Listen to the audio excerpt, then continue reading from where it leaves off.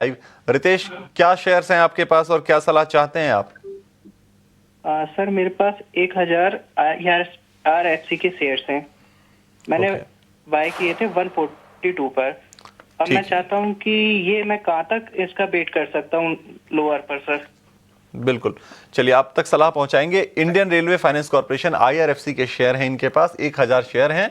142 के भाव पर इन्होंने खरीदे हैं। मौजूदा भाव 117 का चल रहा है। आज के सत्र में 3% की गिरावट है। अगर आप रिटर्न देखेंगे तो पिछले एक साल में 20% का नेगेटिव रिटर्न इस कंपनी ने दिया है। क्या सलाह बनती है कुणाल जी आपकी? इन्हें क्या करना चाहिए? होल्ड करना चाहिए? ये कह रहे हैं कि कितना वक्त होल्ड करूं कि इनका भाव आ जाए? पहले यहाँ पे दो बातें मैं यहाँ पे बताना चाहता हूँ। नो डाउट पिछले एक साल में उसने 20% का हमें नुकसान दिखाया है, लेकिन अगर मैं बात करूँ 2023 से लेकर 2024 तक तो 20 रुपए से 25 रुपए चलने वाला स्टॉक 200 भी हुआ है।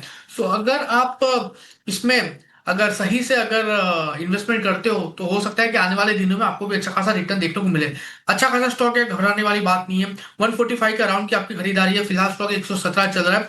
मुझे लग रहा है 110 तक के लेवल देखने को मिल सकते हैं। 110 पहले भी स्टॉक ने दिखाया था और वो लेवल दिखाने के बाद स्टॉक ने एटलीस्ट ऊपरी लेवल पे 150 से लेकर 140 तक के लेवल दिखाई दे।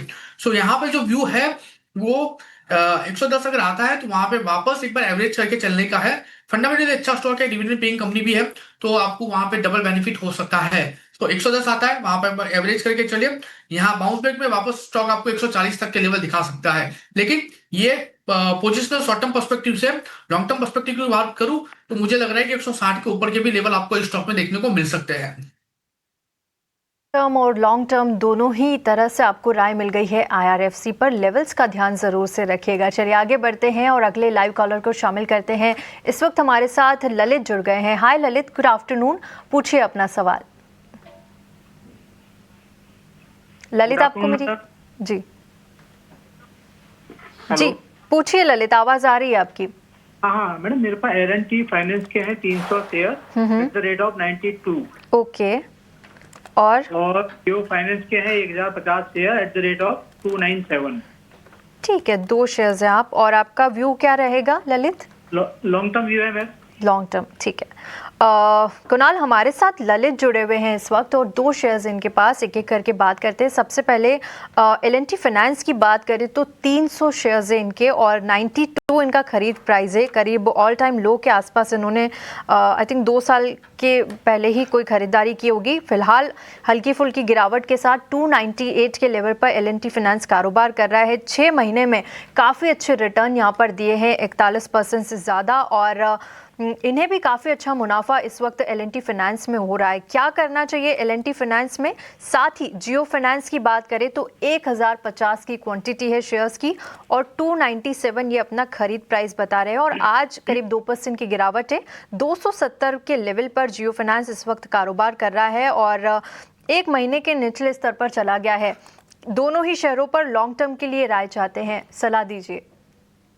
सबसे पहले LTF की बात कर लेते हैं। बहुत ही बढ़िया लेवल पे उनकी खरीदारी है, 90 के अराउंड की खरीदारी है। 2023 अप्रैल के पहले की उनकी खरीदारी है और अच्छा खासा रिटर्न भी यहाँ पे उनको देखने को मिल रहा है। जो व्यू है एग्जिस्टिंग पोजीशन को होल्ड करके चलने का ही है। आने वाले दिनों में 330 से लेके 380 तक के लेवल आपको यहाँ पे देखने को मिल सकते हैं। तो यहाँ पे LTF में घबराने वाली बात नहीं है। एंड दूसरा जियो फाइनेंस की बात कर लेते हैं। जियो फाइनेंस में आपको एक लॉस होता हुआ देखने को मिल रहा है।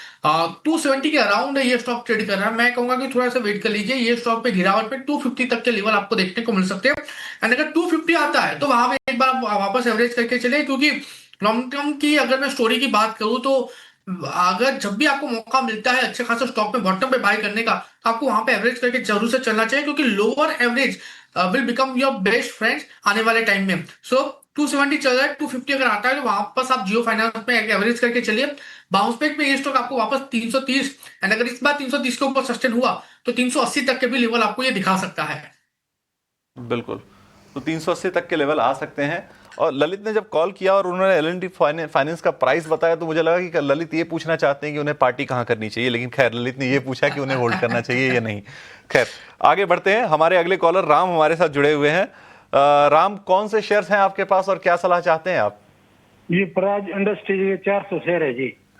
अच्छा, 400 शेयर किस भाव पे लिए आपने? ये 429